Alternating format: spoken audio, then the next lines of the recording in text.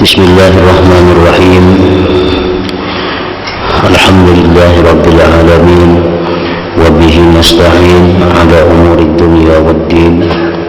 Wassalatu wassalamu ala ashrafil anbiya'i wal mursalin Sayyidina Muhammadin wa ala alihi wa sahbihi ajma'in. Qala al-musannif al-imam Abu Hamid al-Ghazali rahimahullah wa nafa'ana bi'ulumi.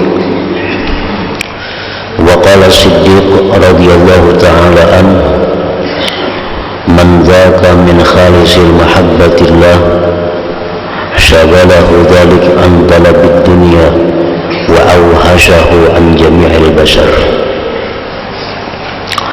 وقال مقرب ابن أبي بكر المحب لا يسأم من حديث حبيبه.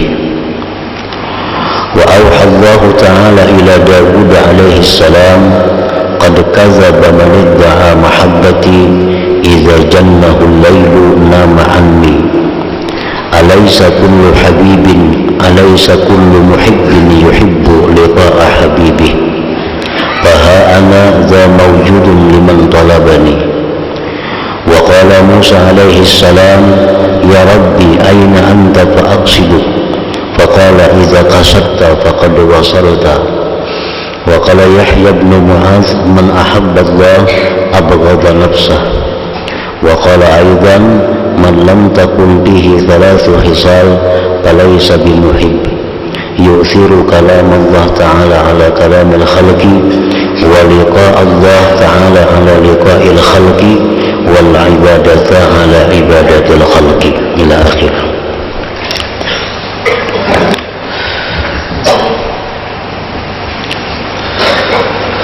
Makna perkataan Imam Al-Ghazali rahimahullah wa nafa'ana bi'ulumi. Abu Bakar Siddiq radhiyallahu ta'ala anhu, beliau berkata, barang siapa merasakan daripada murninya cinta kepada Allah, niscaya yang demikian itu melalaikannya dari mencari dunia dan meliarkannya dari semua manusia. Barang siapa merasakan daripada murninya cinta kepada Allah, artinya orang ini cinta kepada Allah sudah 100%. Niscaya yang demikian itu melalaikannya dari mencari dunia dan meliarkannya dari semua manusia.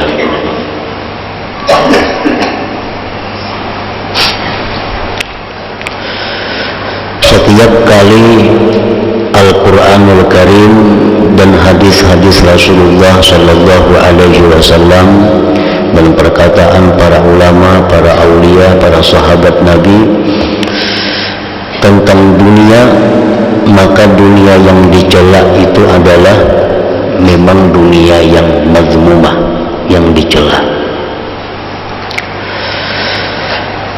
Karena dunia itu menurut Imam Al-Ghazali rahimahullah, dunia itu ma qablal maut, sesuatu yang sebelum mati itu disebut dunia.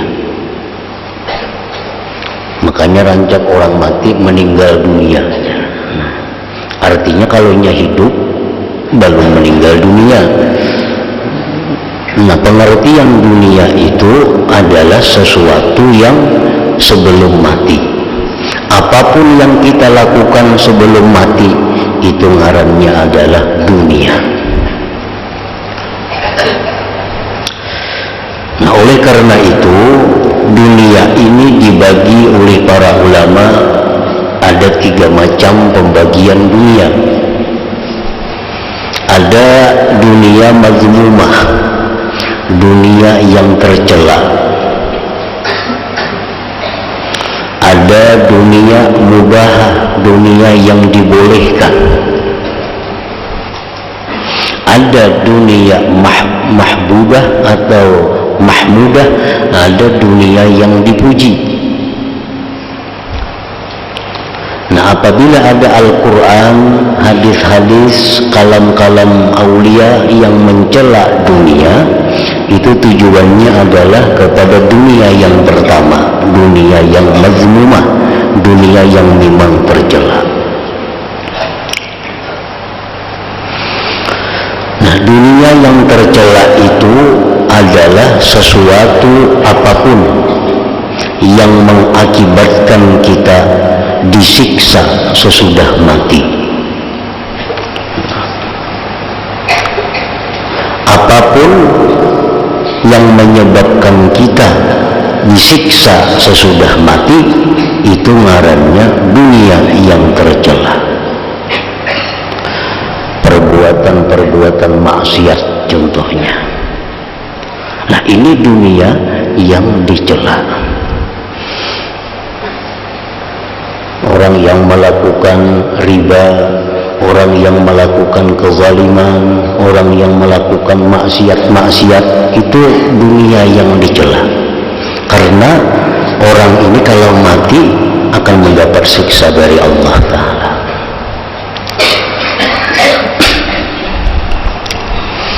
Yang kedua, ada dunia yang boleh, dunia mubah. Dunia yang boleh itu adalah sesuatu yang tidak mendatangkan siksa dan tidak mendatangkan pahala sesudah mati. Nah, sesudah mati orang ini kadang mendatangkan pahala kepadanya, kadang mendatangkan siksa. Maka perbuatan-perbuatan itu disebut dunia yang mubah, yang dibolehkan. Nah, dunia yang dibolehkan ini apabila akhirnya membawa kepada yang tercela, membawa kepada maksiat, maka dia menjadi dunia yang tercela. Dunia yang dibolehkan ini apabila membawa kepada pahala sesudah matinya, maka itu dunia yang dibolehkan ini menjadi dunia yang terpuji, yang mahmudah. Contohnya antara lain adalah harta benda yang halal. Harta benda yang halal, perhiasan-perhiasan duniawi yang halal, kelezatan-kelezatan duniawi yang halal. Nah, itu dunia yang mubah. Sesuatu yang halal ini tergantung akibat. Apabila akibatnya membawa kepada dosa, maka itu jadi dunia yang tercela. Apabila akibatnya membawa kepada pahala, maka itu jadi dunia yang terpuji. Apabila kadang membawa akibat apa-apa, tetap menjadi dunia yang mubah, yang dibolehkan.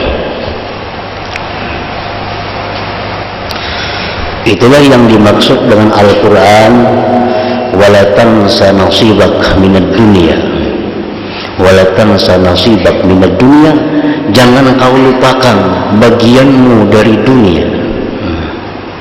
Ini orang terlalu sibuk dengan ibadah kepada Allah, terlalu sibuk sehingga habis waktunya hanya untuk ibadah. Allah menurunkan ayat wala tansa nasibak minad dunya, jangan kau lupakan bagian engkau dari dunia. Nah, ini dunia yang mana? Dunia yang mubah, dunia yang dibolehkan itu. Nah, yang ketiga, dunia yang mahmudah, dunia yang dipuji. Dunia yang dipuji ini adalah dunia yang mendatangkan surga sesudah mati, seperti sembahyang, zakat, ibadah-ibadah lain yang kita lakukan sewaktu hidup ini dunia mahmudah, dunia yang terpuji ngarannya. Nah, jadi perkataan Abu Bakar Siddiq radhiyallahu anhu tadi, barang siapa merasakan daripada murninya cinta kepada Allah, niscaya yang demikian itu tidak melalaikannya dari mencari dunia. Niscaya yang demikian itu melalaikannya dari mencari dunia. Nah, kalau orang sudah sibuk dengan kekasihnya, orang yang sudah hatinya sepenuhnya mencintai Allah, maka orang ini kada akan lagi ada kesempatan untuk mencari dunia. Dunia yang mana? Dunia yang dicela tadi, dan dunia yang mudah, kecuali sekedar diperintah Allah, mencicipi dunia sekedar yang disuruh Allah, seperti wala tansa nasibaka minad dunia tadi. Karena apabila kita berpaling daripada orang yang kita cintai, tetapi karena perintah yang dicintai, maka itu hukumnya adalah berhadap kepada yang dicintai. Nah, bila mana kita berpaling dari orang yang kita cintai karena disuruh yang dicintai, maka itu adalah berhadap kepada yang dicintai. Contohnya, ya orang berhadapan dengan kekasihnya.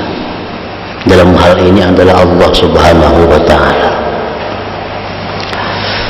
Beribadah, membaca Quran, zikir, sembahyang. Nah, lalu ujar Tuhan, si fulan, tu ikan ada si bini, kumpuli bini kan, kumpuli bini kan.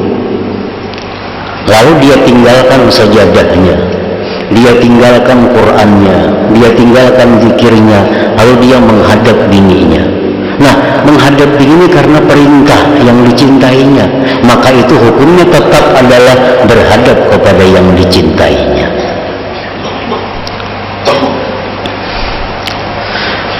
Seperti kisah yang terdahulu tentang Zulaikha, istrinya Nabi Yusuf alaihissalam. Begitu sudah hatinya Zulaikha ini dipenuhi cinta kepada Allah, maka Zulaikha ini kada peduli lagi Nabi Yusuf dengan ketampanannya. Zulaikha kada tergoda lagi, kada bernafsu lagi dengan Nabi Yusuf, dengan ketampanannya Nabi Yusuf. Dibawa guring ke kamar, kada mau Zulaikha. Aku awur, aku hendak berzikir.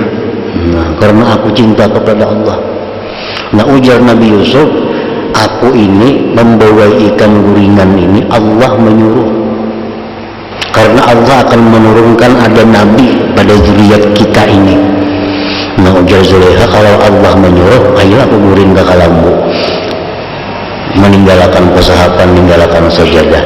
Tapi karena Allah yang menyuruh. Nah, jadi kita berpaling menghadap Allah karena disuruhnya, itu sama dengan tetap menghadap kepada Allah Subhanahu wa Ta'ala. Nah, jadi artinya ujar Abu Bakar tadi, siapa yang hatinya sudah murni cinta kepada Allah, maka dia lalai daripada mencari dunia. Dunia yang mana? Dunia yang dilarang, dunia yang tidak diperintahkan, dunia yang tidak diperintahkan.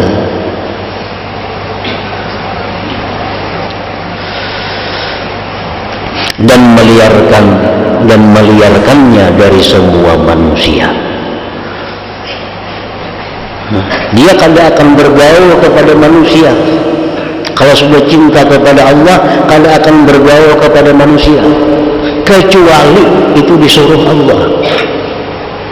Kecuali disuruh Allah. Ini beribadah lawan Tuhan, itu memang kesenangannya karena sudah mencintai Allah sepenuh hatinya. Lalu ada orang datang. Nah, ada orang datang. Perintah Allah, bila ada orang datang, hadapi. Lalu kita tinggalkan sajadah kita hadapi orang datang karena disuruh Allah. Jangan Allah kada menyuruh, kada dihadapinya orang datang itu. Nah, ini menunjukkan bahwa berpaling dari Allah kepada yang disuruh Allah sama dengan berhadap kepada Allah. Nah, Nah, kalau orang sudah cinta kepada Allah, andai kata dia mencari dunia, itu dunia yang mahmudah, dunia yang dipuji. Orang yang cinta kepada Allah dengan semurni-murninya cinta, kalau dia mencari dunia, pasti dunia itu mendatangkan pahala baginya di akhirat. Kalau dia menghadap manusia, pasti itu mendatangkan pahala baginya di akhirat. Nah, jadi itu maksudnya perkataan Abu Bakar Siddiq ini. Jadi jangan diartikan pendapat perkataan Abu Bakar ini sesuai dengan lafaznya, dengan kalimatnya. Kan kalimatnya, siapa yang murni cinta kepada Allah, niscaya yang demikian itu melalaikannya dari mencari dunia. Cuma kadang makan lagi, kadang minum lagi, maulah itu, kadang itu. Dan meliarkannya dari semua manusia. Lawan bini kada tahu lagi, anak kada tahu lagi, mengaji kada lagi, karena ada orang kan buruk, manusia juga kan. Jadi tafsirnya macam itu. Kalaupun dia bergaul, itu karena disuruh Allah. Kalaupun dia mencicipi dunia, karena itu disuruh oleh Allah Ta'ala.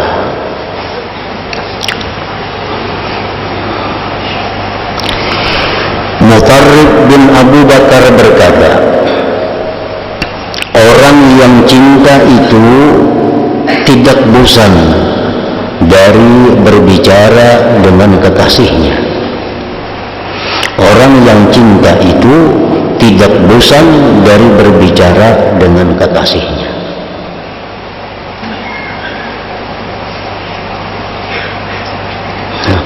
Apabila kita ada merasa bosan dengan zikir, apabila kita ada merasa bosan dengan membaca Al-Quran, maka itu menunjukkan bahwa Allah Ta'ala itu belum menjadi kekasih kita sepenuh hati. Sebab kalau kita cinta kepada Allah, pasti kita kada akan bosan berbicara kepadanya, mengadu kepadanya, berkeluh kesah kepadanya.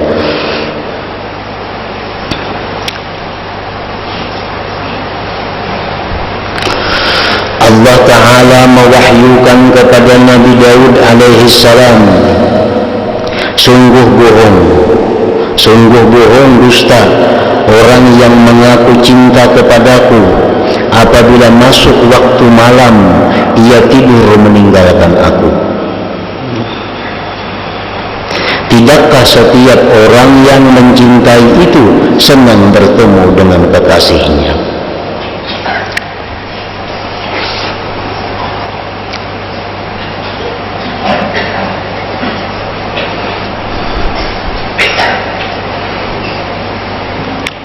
Mengaku cinta kepada Allah, maka orang ini dianggap bohong apabila dia tidak ada menggunakan malamnya itu untuk munajat kepada Allah.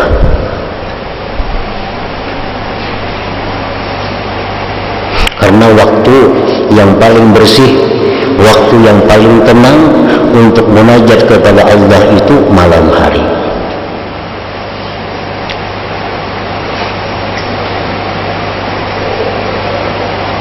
Nah, oleh karena itu para ulama banyak yang mengatakan mana lebih baiknya siang dan malam, mana abdalnya siang lawan malam itu.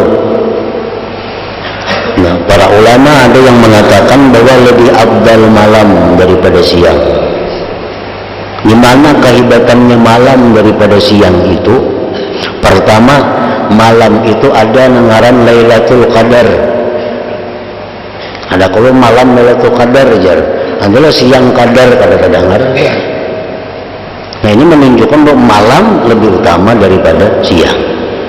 Yang kedua bahwa Allah Ta'ala setiap tengah malam turun menawarkan kepada hambanya rahmat-rahmat yang akan dibagikannya malam. Nah, jadi malam ini waktu yang mulia untuk bertemu dengan Allah. Kalau orang yang cinta kepada Allah pasti menunggu akan datangnya malam itu. Kalau ingin mengaku cinta kepada Allah, malamnya guring, itu menunjukkan pengakuannya kada bujur, artinya cinta kepada Allah.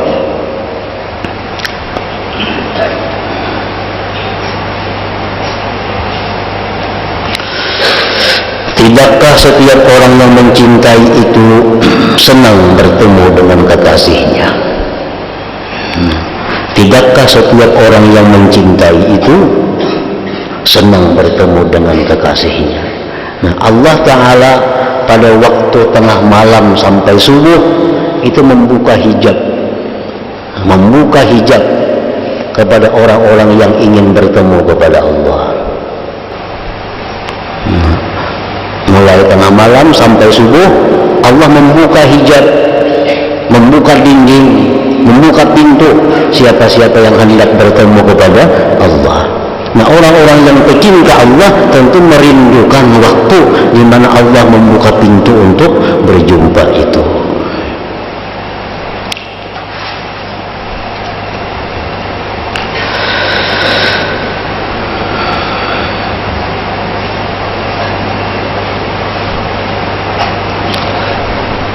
Maka inilah aku, ujar Tuhan, wujud selalu ada bagi orang yang mencari aku.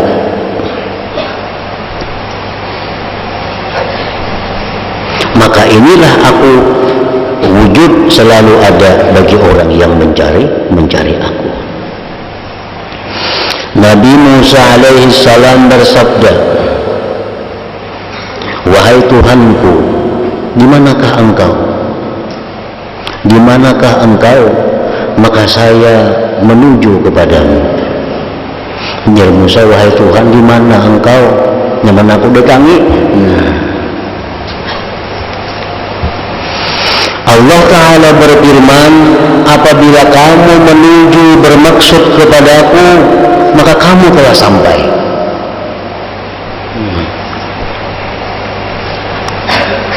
Ujar Tuhan, bila ikan itu sudah menuju kepadaku, itu sampai sudah sampai.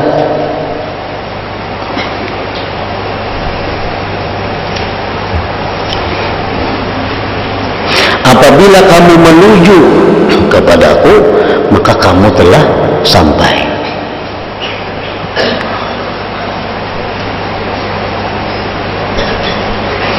Nah, demikian halnya orang-orang yang ingin ma'rifatullah, orang-orang yang ingin sampai kepada kedudukan ma'rifat lawan Allah.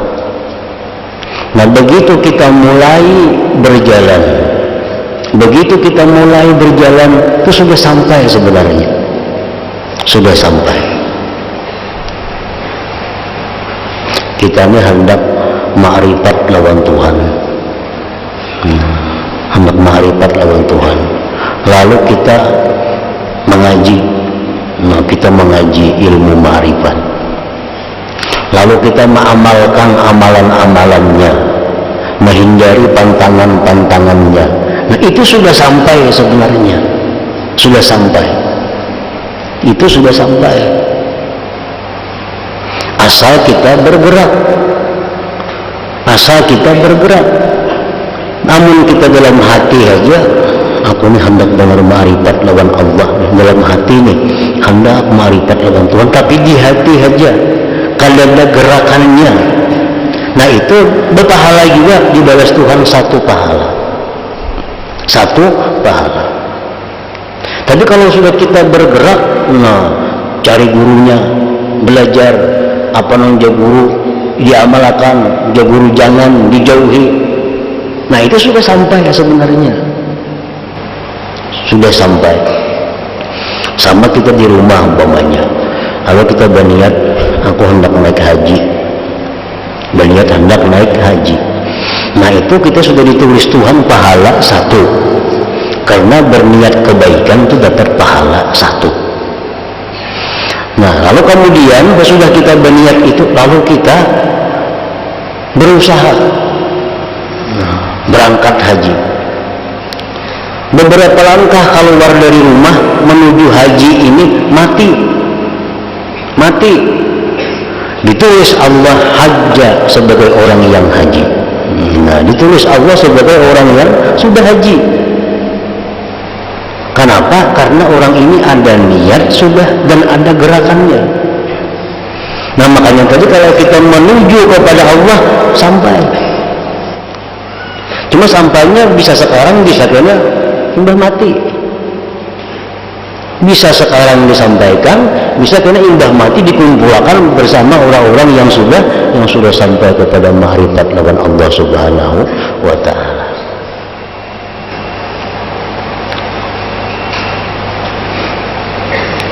Imam Ghazali mengatakan ada dua, yang pertama niat, yang kedua himmah. Nah, himmah itu lebih dari sekedar niat. Niat itu hanya dalam hati.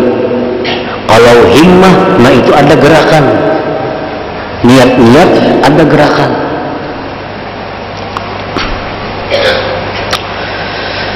Ujar Nabi, apabila dua orang mukmin, bila dua orang muslim bertemu dengan membawa kedua pedangnya, ini dua orang muslim membawa dua pedang, saya kung membawa tumbak, saya kung membawa karis, bakalahi fal qatil wal maqtul binnar, yang membunuh dan dibunuh masuk neraka.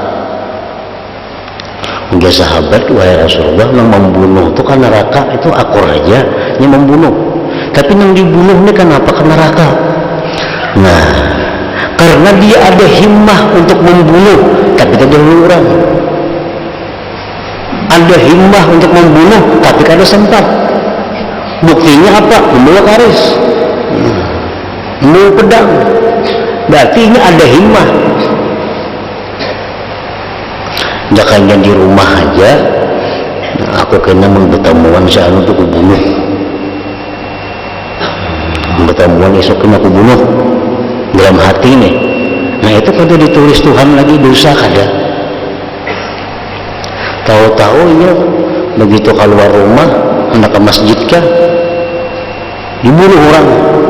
Nah ini kada apa-apa, ini mazlum, orang yang dizalim. Nah membunuh aja nang masuk neraka karena ini kada ada himmah, tujuannya nak ke masjid. Jakanya membawa pedang turun, nah anak bakalahi. Sama halnya orang hendak mencuntan, aku nak mencuntan rumah si fulan, belum ditulis Tuhan lagi itu dosa, belum lagi. Begitu sudah turun dari rumah, nah membawa linggis sudah, yang menyengkil lawang orang, membawa macam-macam sudah turun, hanya selangkah dari rumah mati. Nah ini mati sebagai maling, mati sebagai pencuri. Kenapa? Sudah ada himmahnya, nah, sudah bergerak, cuma kada sampai. Ya tadi al-qatil wal maqtul binnar, yang membunuh yang dibunuh di dalam neraka. Jadi asal kita ada himmah, ada niat, ada gerakan untuk ma'rifat lawan Allah, sampai.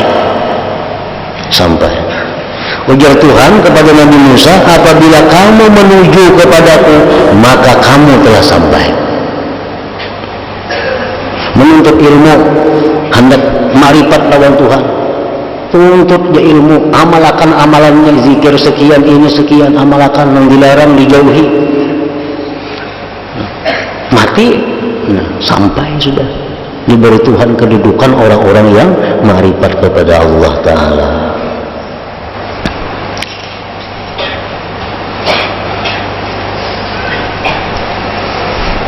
Ya kisah disebutkan dahulu Cacak.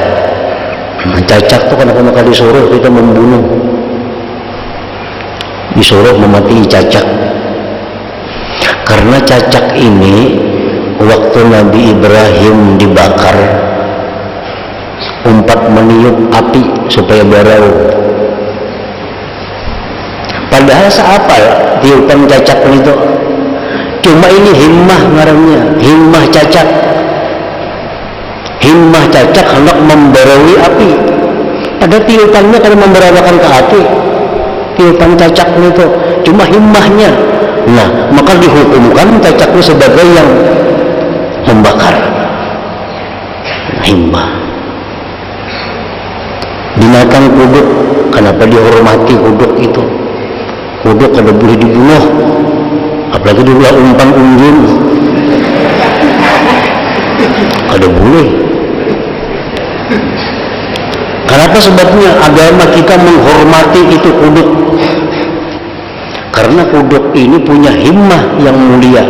Begitu Nabi Ibrahim dibakar, ini umpat menyambur supaya pajah. Pada saat apa ada samburan kodok itu? Cuma himmahnya itu yang tinggi. Nah, Allah pandang himmah manusia. Kalau himmah kita ingin ma'rifat, Allah sampaikan kita kepada makan ma'rifat itu.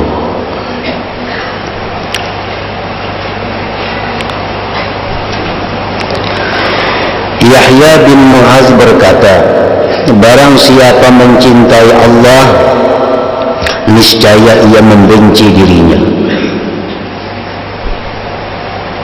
Barang siapa mencintai Allah, niscaya ia membenci dirinya. Nah, kayak apa itu? Bila orang cinta lawan Allahnya, muar lawan dirinya seorang. Kenapa muarnya? Diri ini kada tahan, hati masih hendak. Ini nah, masih rame lagi berzikir nih, mata mengantuk dan sudah kamu beri muarnya diri nih. Masih rame lagi berselawat lawan Nabi, tapi awaknya kadang menyandang lagi. Nah, makanya orang yang sudah cinta kepada Allah itu, dia benci kepada dirinya. Kan dirinya ini menghalanginya daripada terus-menerus berasikan dengan Allah Subhanahu wa Ta'ala. Barang siapa mencintai Allah, niscaya ia membenci dirinya.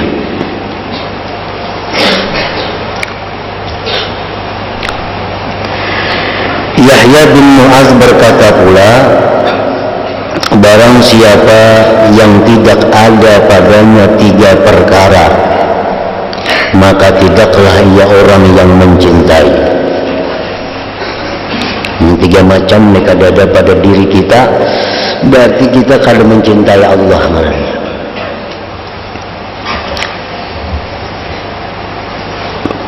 Satu, mengutamakan kalam Allah Ta'ala daripada perkataan manusia. Nah, mengutamakan kalam Allah daripada perkataan manusia. Arti mengutamakan itu menomorsatukan. Artinya ayo mendengari lain pada kalam Allah, mendengari berita ayo ada apa-apa, tapi asal yang diutamakan itu kalam Allah. Itu yang bagian daripada firman Tuhan tadi, wala tansa nasibak minad dunia itu. Jangan lupakan ada bagian engkau dari dunia yang mesti diambil. Mengutamakan kalam Allah Ta'ala daripada perkataan manusia. Kita maulah tugas, kita seorang yang maulah tugas. Aku bila imbah maghrib sampai isya membaca Quran, tugas. Nah, lalu apapun yang menghalangi tugas kita itu kita tinggalkan. Kayak apa aja raminya berita, kalau melihat berita menambah maghrib itu, karena ini sudah kutetapkan aku menambah maghrib membaca Quran. Nah, ini salah satu tanda kecintaan kita kepada Allah Subhanahu wa Ta'ala.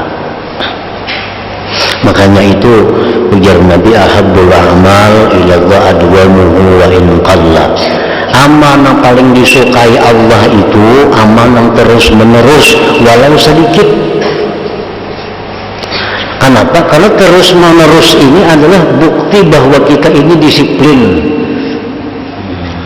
Bukti bahwa kita ini disiplin, bukti bahwa kita ini menepati janji kepada diri kita. Misalnya aku beramal, bila maghrib aku beramal, atau kita waktu misalnya boleh jam 3 malam sampai pukul 4 atau pukul 4 sampai subuh membaca Quran. Nah, tapi tiap malam itu pasti ada menemui halangan-halangan, rintangan. Nah, di sini diukur kecintaan kita kepada Allah. Bila kita cinta kepada Allah, kita pasti akan meneruskan apa yang sudah kita tetapkan itu.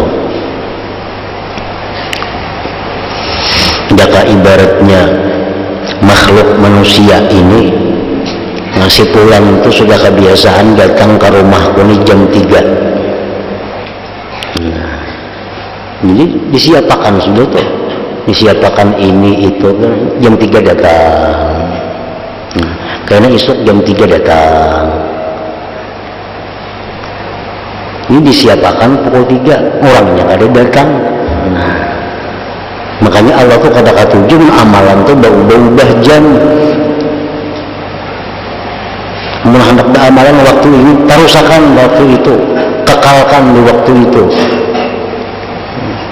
Karena setiap waktu itu ada malaikat-malaikat yang mengawal waktu itu. Mengutamakan kalam Allah Ta'ala daripada perkataan manusia. Yang kedua, mengutamakan bertemu Allah Ta'ala daripada bertemu makhluk. Mengutamakan bertemu Allah daripada bertemu makhluk. Nah, kita berzikir, kita sembahyang, itu bertemu Allah. Mengutamakan ibadah daripada khidmat melayani kepada makhluk. Merupakan mengutamakan ibadah daripada khidmat melayani kepada makhluk. Jadi ibadah itu mesti diutamakan daripada segala-galanya. Karena ibadah itulah pokok dasar diciptakannya manusia. Tidak aku ciptakan jin dan manusia melainkan untuk beribadah kepadaku. Jadi Allah menurunkan kita keamanan, Allah menurunkan kita kedamaian, Allah menurunkan kita rezeki, Allah menurunkan kita duit, itu untuk ibadah. Untuk ibadah. Duit itu diulah oleh Allah sedemikian rupa supaya apa? Duit itu gunanya menjaga diri supaya tetap beribadah. Biar habis duit tapi ibadah kada terganggu. Nah, itu maksudnya. Makanya diadakan Tuhan duit supaya kita sibuk beribadah, jangan lagi mengurus itu. Nah, kita kadang-kadang memalar duit awak dipaksakan ibadah tertinggal. Nah, ini menyalahi fungsi yang dijadikan oleh Allah. Allah menciptakan duit agar kita nyaman beribadah. Kada duit kita palar, awak kita korbankan, keuyuhan, sembahyang kada kalah lagi. Nah, mesti duit itu untuk melancarkan segala urusan-urusan ibadah kepada Allah. Dan itu duit bila digunakan kepada demikian diganti oleh Allah Subhanahu wa Ta'ala. Artinya kita kalah duit tapi menang ibadah. Nah, itu bujur kita menang duit tapi ibadah kita kada tagawi, ibadah kita terkurangi. Nah, itu merugi. Kalau kita mencintai kepada Allah, kita mengutamakan ibadah daripada khidmat melayani kepada makhluk Allah Ta'ala. Nah, di antara tanda-tanda cinta hamba kepada Allah.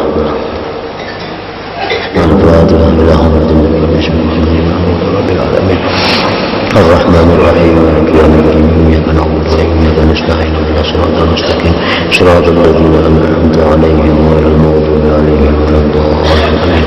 Ya ayyuhalladzina amanu shafa'atan sallu 'alaihi wa sallimu taslima. Sallallahu alaihi wasallam.